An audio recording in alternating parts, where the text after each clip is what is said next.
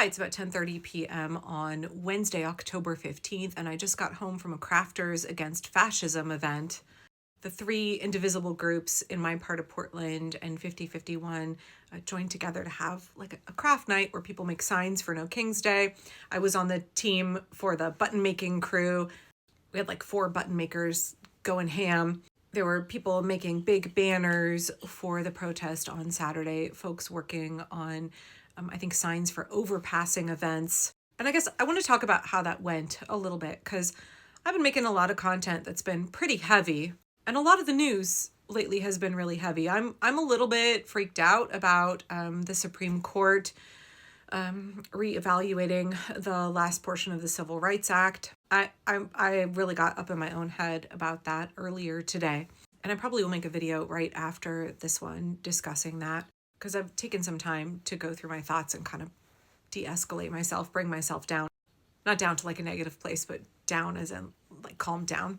And I don't know, I read a lot of ugly news stories today. I had a bunch of messages late in the day yesterday from people who saw my Mutual Hawks videos, 3 videos that he made yesterday, where I realized his goal was not to demoralize people and to discourage them from turning out on No King's Day, but the videos were all fairly ominous, and unfortunately they had that effect, right? I had a lot of people, dozens and dozens of people, pretty fucking freaked out about whether or not there's going to be blood in the streets on No King's Day, whether they should leave their children at home, whether they shouldn't come. And I just want to assure you that the events are family friendly. They're meant to be inclusive and accessible. And if you're concerned, I really would like you to take a moment and reach out to the organizers of the event that you plan on attending. Everybody has a different risk tolerance right now, and different events in different parts of the country, are going to require a unique risk assessment. But please understand that these events are nonviolent. These events are meant to be inclusive, and that the regime is frantic. They're frantic for you to be scared into submission and to stay home and cower. And we cannot give them the thing that they want. What they want is for us to give up. If they were not so afraid of us, if resistance was not effective, they would not work so hard to demoralize us and try to get us to give up in advance. We're all going to turn out for No King's Day. We heard from Indivisible and 5051 today that No King's is going to be the largest single day of protest in the history of the United States. There's more than 2,500 scheduled events, and we expect millions and millions of people. You will not be alone, right? I changed my profile picture on a number of social media accounts to say we have friends everywhere. On No King's Day, you're going to see that you've got friends everywhere. We are going to be marching in solidarity with each other. You're going to be connected to other people. If you're showing up to a No King's Day event, that's your chance to make friends. If you are an old hat at this, if you've been to a bunch of protests and you're going with your crew of folks, right? I really encourage you, take some time and talk to the people around you. Make an effort. Get outside of your comfort zone. No King's Day is about building connections and building courage and helping other people realize they're not alone. We are connected to each other. And the way that we get through this, the way that we stop this, is that we build a massive movement of the people. Each of us has our own measure of power, and we are coming together, and we are going to collectively exercise that power. But that requires us all getting to know each other, going outside our comfort zone, building those connections and those relationships. Believe me, I'm very introverted, and this Crafters Against Fascism event that I went to tonight, I had to interact with a lot of people. And I come home and I'm just really exhausted. I poured myself a scotch, and I made myself my noodle bowl with it's just like a noodle bowl, and I threw some tofu and cilantro and bok choy into it, and then that's like yay, dinner at 10 o'clock at night. Anyway, okay, so let's talk about this Crafters Against Fascism event, because we're all going to go to No King's Day. I came to it in a like not great mental state today. I'm exhausted. I had a very long day. I'm running on just like 100% caffeine, so I'm like a little wound up from reading all of the dark news that I was going to cover today, and I didn't. I just set it all aside. You may have noticed that I didn't put that many videos up on YouTube today, and I didn't really cover a lot of the news stories. So I came to the event like a little tense, and I also knew I'm going to have to interact with a lot of people, and it was packed. We used a church space in Southeast Portland, and we were overflowing into all of the rooms. I walked in and I've got my button maker and all my supplies, and I'm feeling like a little bit, again, like not great headspace. Immediately enter the room like full of people, and my friend in the back is like, Angela, hey, come back here. And she's like, you're carrying too much stuff. Let me take some of this. And walking through that room to the back to go meet Carol Ann, like I just felt immediately so much of the stress just like dissipating from my body, because I could feel all of the good energy in the room, just like washing over me and just washing away all of that kind of negativity or hesitancy that I was feeling. So I ended up in the hallway with a group of folks that were the button making team. And I was sitting with some folks from 5051 and from other indivisible groups. And let me tell you, Indivisible tends to skew a little bit older. I'm 46 and I'm often one of the younger folks there. And 5051 brought this wave of younger folks.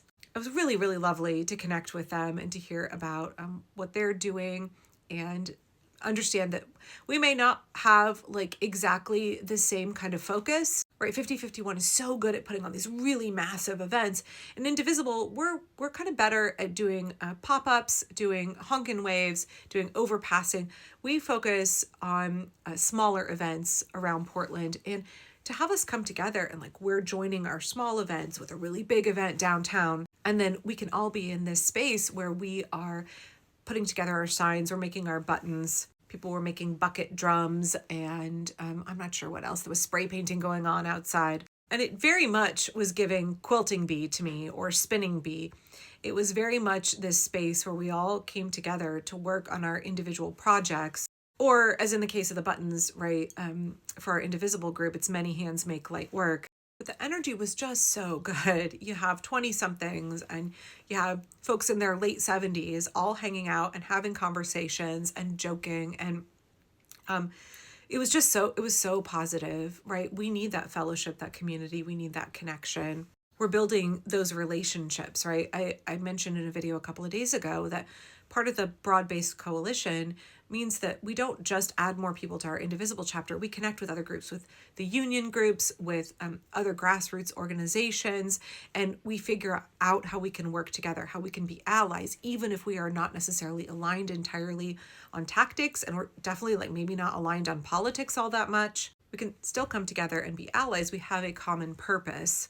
But at this event tonight, it felt much more like we were building friendships. We were growing relationships that we already had kind of established, and it felt very much stronger than allyship, right? It felt like we were building community in a way that's something that we all need right now, and that also is going to serve that greater purpose down the road. We can start to put out those tendrils and build those connections so that we can lean on each other.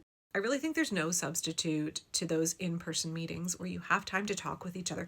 You're not attending a lecture, you're not doing a training, or you're just like watching a video. No, we're doing stuff with our hands. We are being productive. We are crafting and engaging in our creative, artistic expression, but we're also like chatting with each other. We're getting to know each other.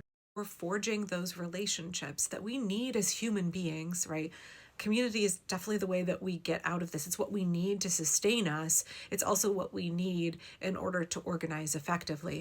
We're building solidarity and trust, cohesion, and it's so important.